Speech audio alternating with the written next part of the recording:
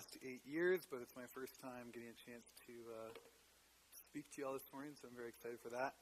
That was a great segue from Grace, because today we're going to talk about how Jesus responds to children when he encounters them. We're going to look at Matthew 18, 1 through 14, and then a little section in chapter 19. And it's a big chunk, but the entire thing is bracketed with references to children. And so some of the passages are some we might be familiar with, but might not associate them with children.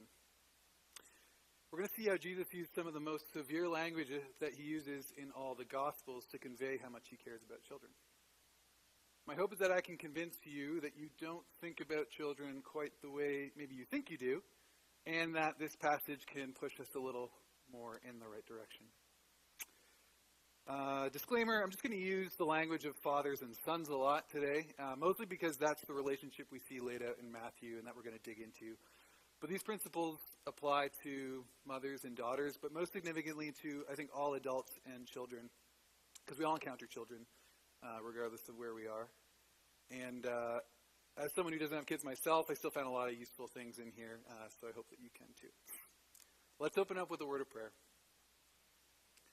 Father, please open our hearts to you this morning, that we might hear you speak through your word. Renew our minds and guide us into your righteousness. In the name of your Son, we pray. All right, if you have your Bibles, we're going to read from Matthew 18. If not, it should be on the screen behind me. At that time, the disciples came to Jesus, saying, "Who is the greatest in the kingdom of heaven?" And calling to him a child, he put him in the midst of them and said, "Truly I say to you, unless you turn and become like a child, you will never enter the kingdom of heaven. Whoever humbles himself like this child is the greatest in the kingdom of heaven.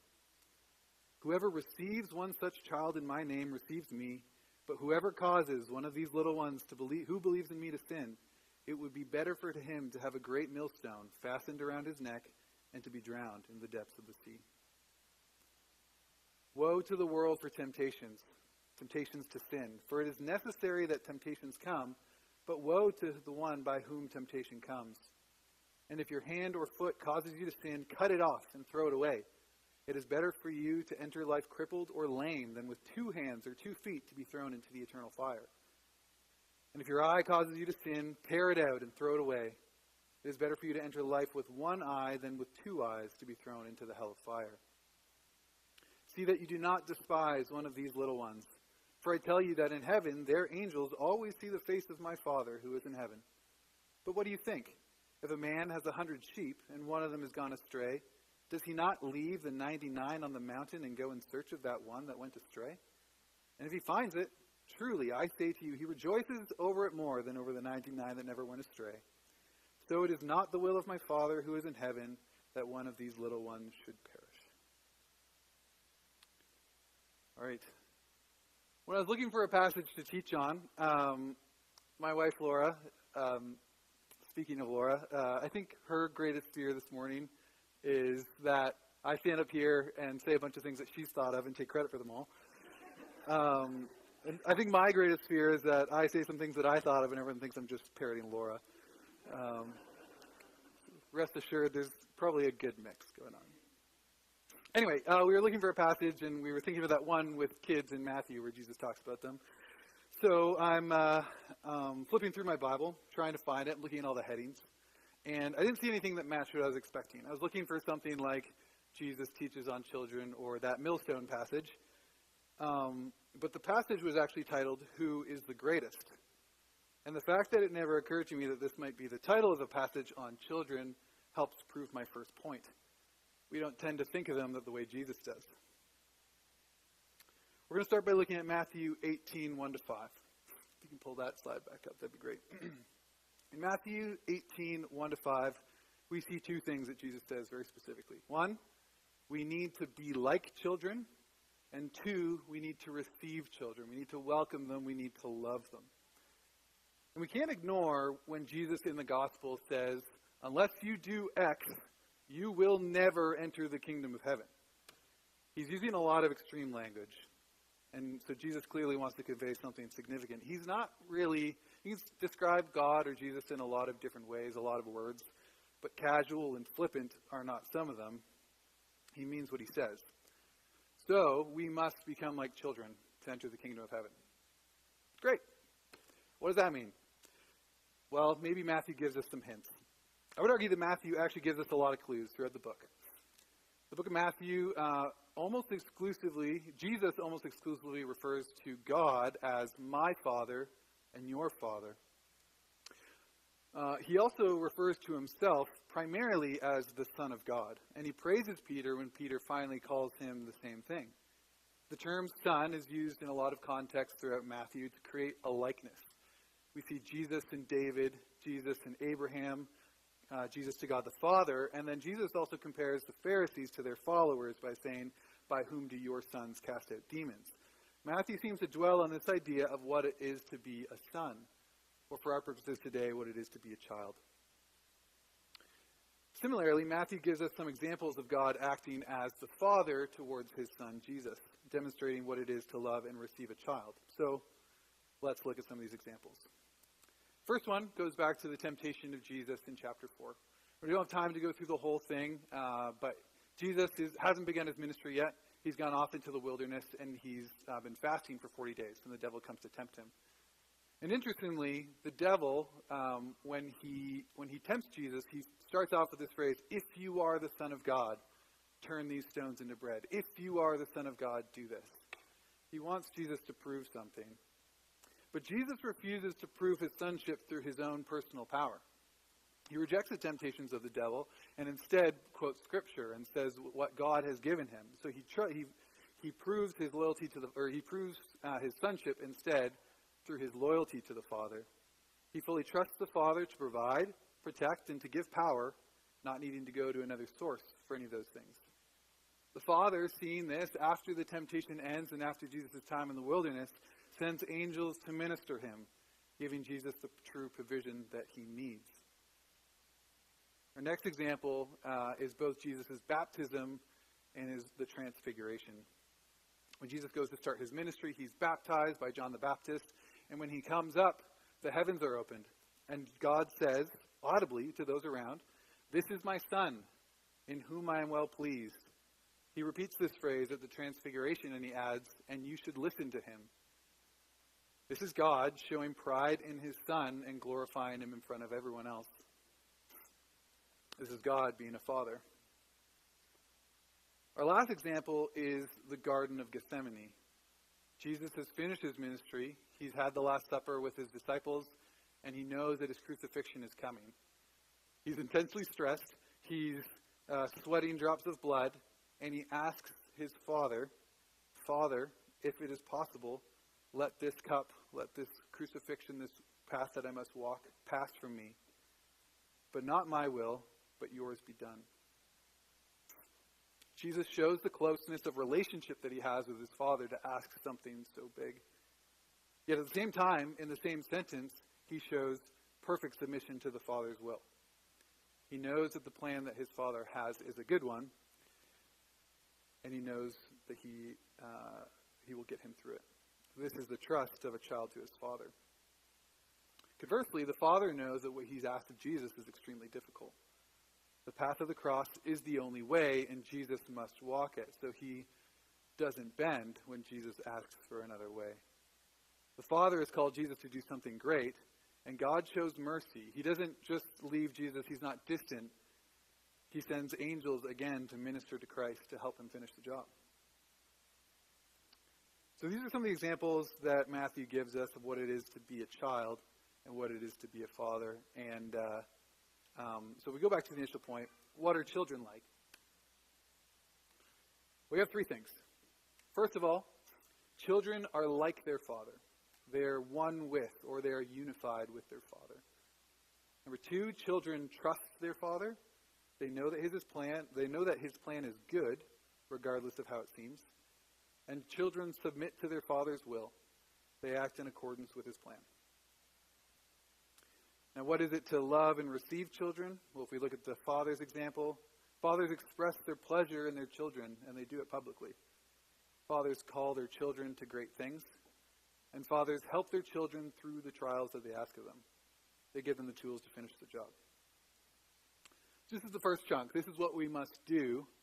But then we move into the next chunk, which is things that we must not do. We're told not to do three things. Offend, which is like to cause to sin, to stumble, to fall away. We can't cause children to sin. We shouldn't despise children, and we shouldn't hinder children to keep them from coming. For this part, I'm going to add in another chunk of the text, and this is Matthew 19, 13 to 14. It's just a chapter later. It's a different encounter, but it's another encounter with children that I think is relevant. So Matthew 19, 13 to 14 says, "Then children were brought to him, him being Jesus, that he might lay his hands on them and pray. The disciples rebuked the people, but Jesus said, 'Let the little children come to me and do not hinder them, for to such belongs the children of heaven.'" So it's worth mentioning at this point that Jesus, in both cases, is talking to his disciples. He's not talking to the worst people in the world. He's not talking to the scoundrels, people who might abuse or harm children kind of intentionally. He's talking to the people who are closest to him. So we need to believe that the things that Jesus is saying next and the language that he's using can apply to us in the church. It's kind of a strange train of thought. Jesus is asked the question, who is the greatest? And then he goes somewhere we don't quite expect. Who is the greatest? Children are the greatest. You need to love them. Don't you dare hurt them. Don't ignore them. Don't keep them from me. I really, really, really care about them. He just kind of like runs down this cliff of intensity, and it's kind of surprising. We have all this extreme language of it would be better for you to have a millstone hung around your neck. You should cut off your hand to avoid doing this. I would leave everything behind to go after one of these children. So, again, the things that we can't do. We can't cause children to sin. We can't despise them, which is to think little of them. And we can't hinder them. We can't keep them from coming to Jesus.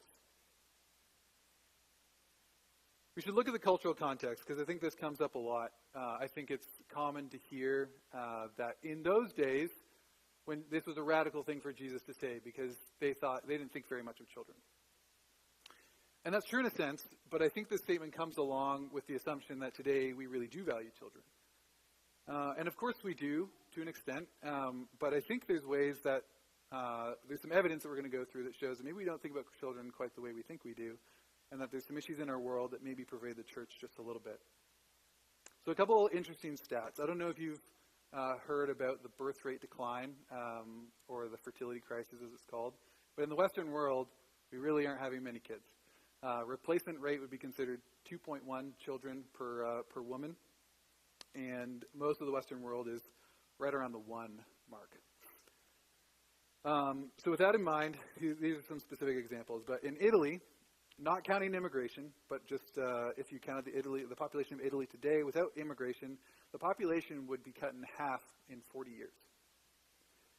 In South Korea, for every 100 great-great-grandparents, if you take the kids who are babies now, when they're great-great-grandparents, if the birth rate continued, those 100 people would only have 4 great-great-grandchildren, which is a population reduction of 96%. And Canada isn't far behind these stats.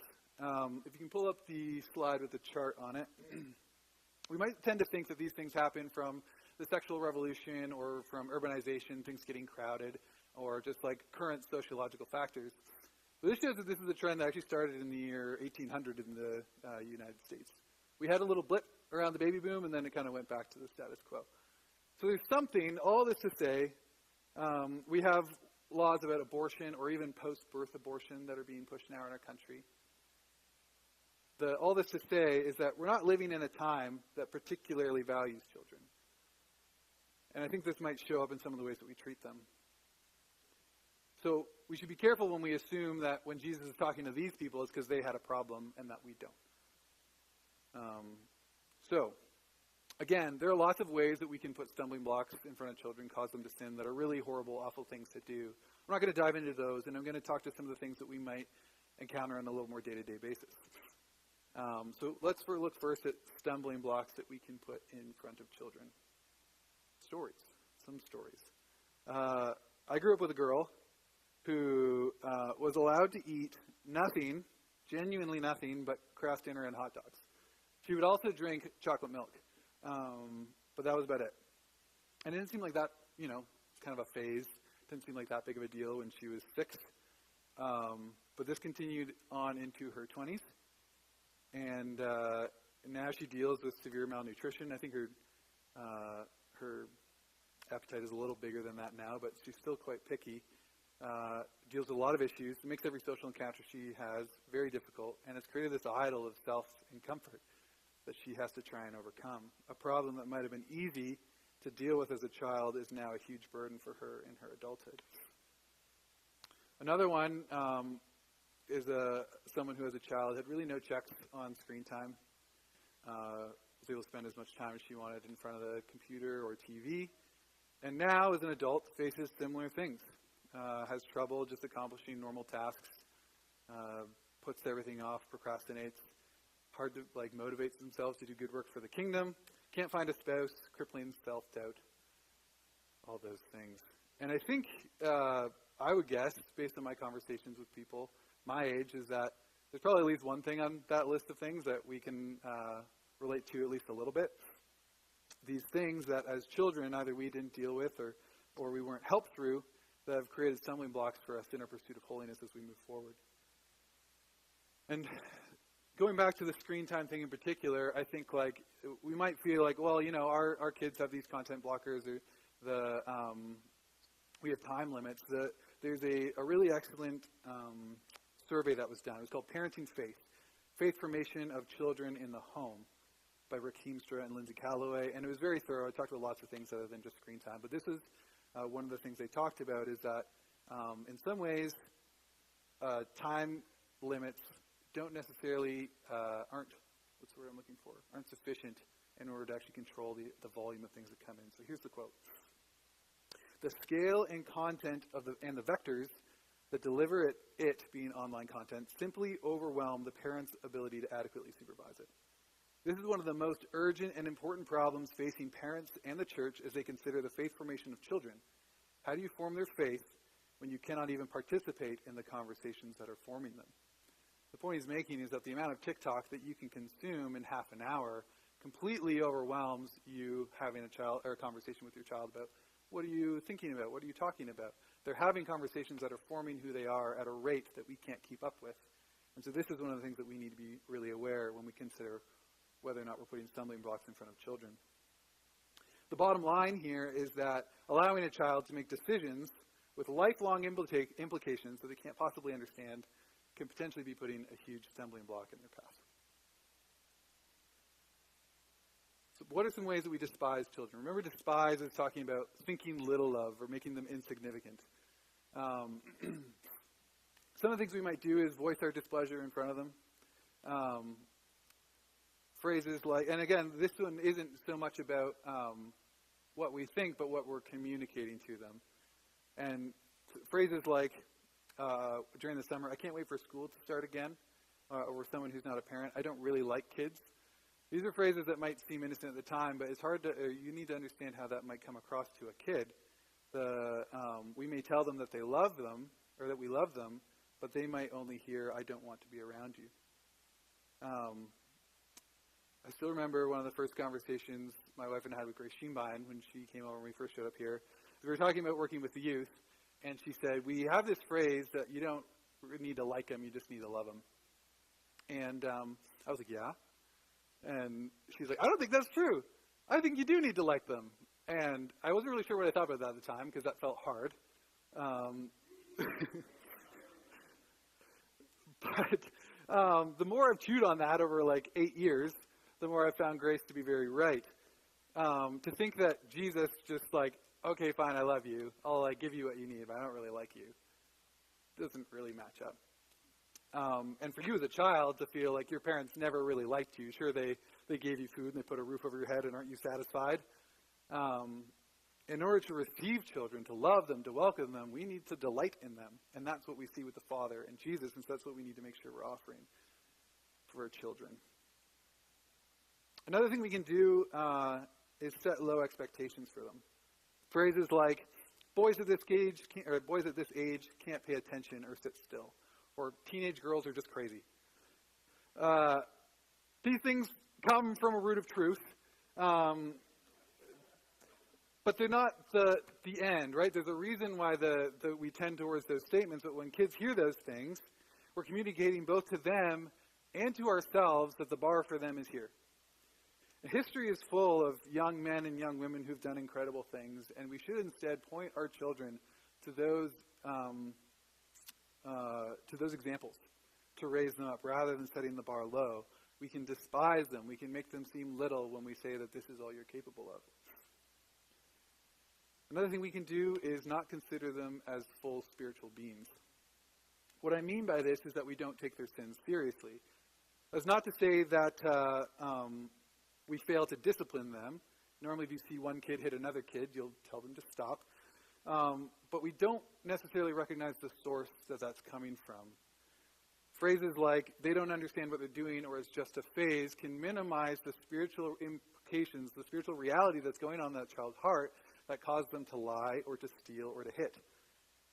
When we look at our own memories of us as children, you can probably remember times when you were really, really bad, and you knew it. I certainly remember lying to my parents too as a kid, and that big gulp in my throat showing up and knowing it was bad, but whatever it was that I wanted at the time was just more important. So, when we see one 4-year-old punch another, we may chuckle because he's kind of bad at throwing a punch, but there was something real in his heart that caused that child to do that. There's something genuine going on that is in some way relating to Jesus, either a draw towards or a draw away. So we need to remember that little children, this is part of what Jesus is telling us, little children are capable of both great good and great evil. And when we treat them like they can't, we're despising them. We're making them little.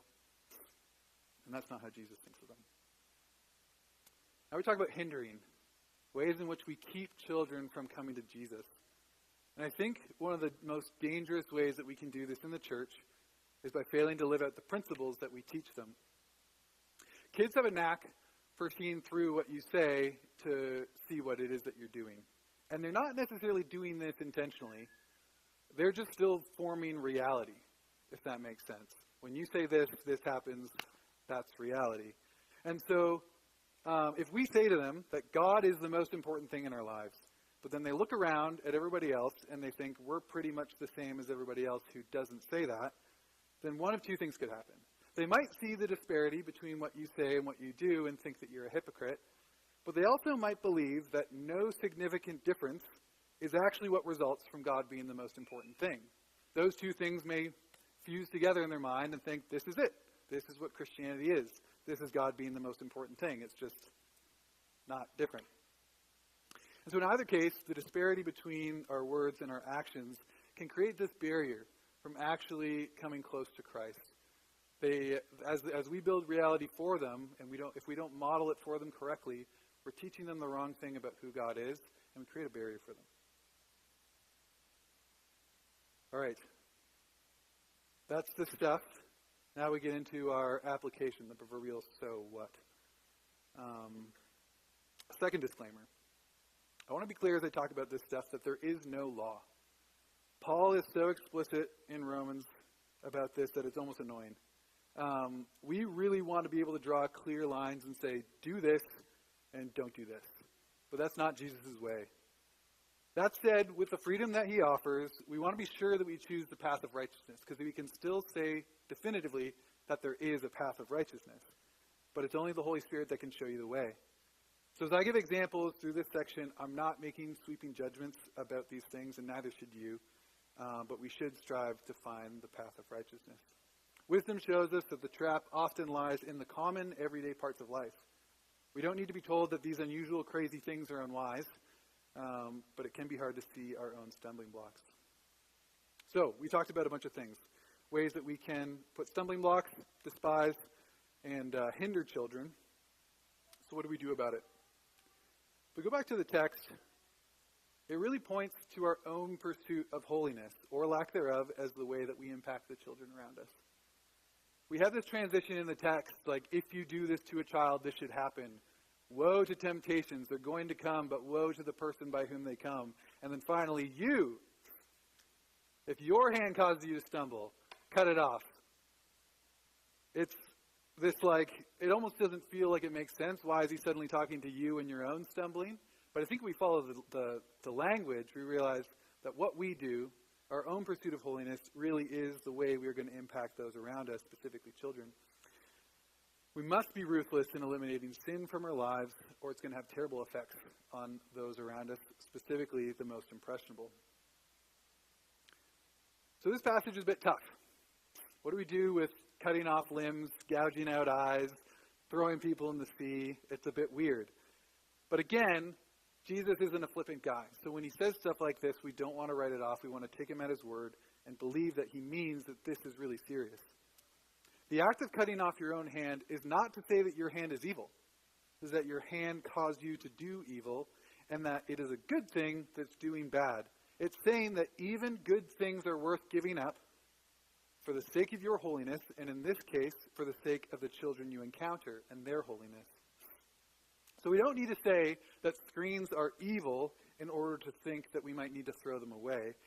We don't need to think that hockey is of the devil to think that it might be causing problems, or that that toy that you want to buy, it doesn't need to be objectively wrong to consider giving it up.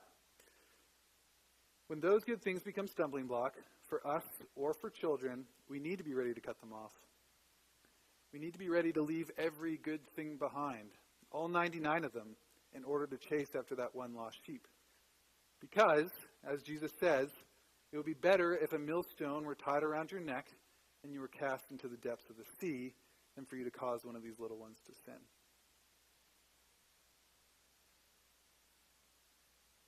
Those of you who've heard me share my own walk through this, my attempts to cut my hands and feet off, know that when some of these idols were challenged in my life, my wants and my belief that I got to do whatever it is that I wanted, it was a long, agonizing fight to rip these idols out of my hands. And it's still ongoing. But God is patient, and God is good, and God makes the way. So once again, it's our own failings that lead us to place stumbling blocks in front of the children that we encounter. Our aid or hindrance to the children around us is largely dictated by our own relationship with God. And that can't be faked. So going all the way back to the beginning, what does our relationship with God look like? It looks like a child with his father. Children are like their father. They're one with him. They are unified. God says over and over again to his people in the Old Testament, be holy as I am holy. This is the process of cutting sin out of our lives, of being willing to cut off your hand or gouge out your eye for the sake of holiness, to be like our Father. Children trust their Father. They know that his plan is good, regardless of how it seems. And children submit to their Father's will. They act in accordance with his plan. So how do we get to those last two? Can we just say, okay, I trust you? I would argue that trust is developed through practice. Those who've done Bible studies with me are probably bored of hearing this by now. But a phrase that I find really helpful is do the next right thing. The original quote goes something, I think it's, do ye next right thing. I've wasted an enormous amount of energy in my life trying to figure out where it is that God's leading me. I like to create narratives that are like, God did this so that I would do this so that this thing would happen. And I try and see the story arc, the rising action, the climax, and the fall. And because of this, my prayers often sound something like this. Father, show me what it is that you're doing so that I can do it. Or make it clear to me so that I can decide.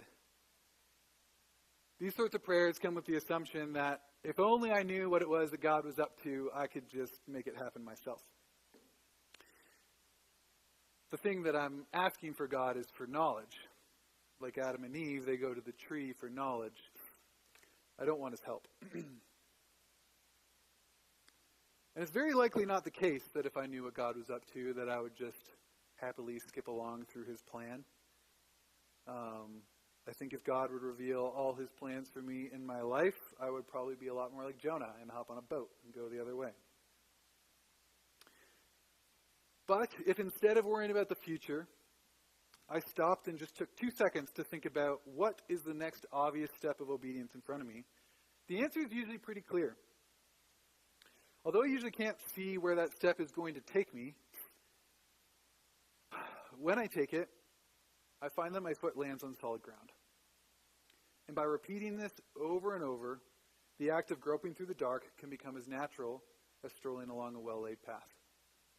I don't think I'm there yet, but we do know that we Christians are an odd type in that we walk by faith and not by sight. Jesus gives us a much better way to pray than the way that I usually pray. And this is how it begins. Our Father who art in heaven, hallowed be your name. Your will be done. Your kingdom come on earth as it is in heaven. By making a practice of speaking this, we can teach ourselves the truth. It's not about our will, but our submission to His. One final thought. We, especially men, often feel that these passages that we're being told to be little or unimportant or to throw ambition to the side. As though what Jesus is saying is, don't be great. But that isn't what He says. Jesus redefines the way to greatness, but He does not condemn the desire for greatness itself. Consider David the shepherd boy. He slayed a giant through his simple, childlike faith. Just a boy with a sling in front of a warrior the size of a tower. He knew that God would rescue him through it. But through that obedience, God made him king and made him a glorious king. And David led the people of God into wonderful things. The call to become like a child is not a call away from greatness, but towards it. There is a world out there that needs to be conquered. Stumbling blocks for our children that need to be torn down. There's a calling for us, specifically for men, to make a better world for the children around us. The world is a dark place right now because good men have become scarce. But through trust and submission to our Father, through our own childlikeness, we can build a world that shows the Father's love for His children, a world that receives them. We don't pursue greatness for its own sake, but by doing the next right thing faithfully and in full submission, we can accomplish far better things than we ever would otherwise. In order to be great in the kingdom of heaven, you must become like a child. The band can come up and close. Thanks.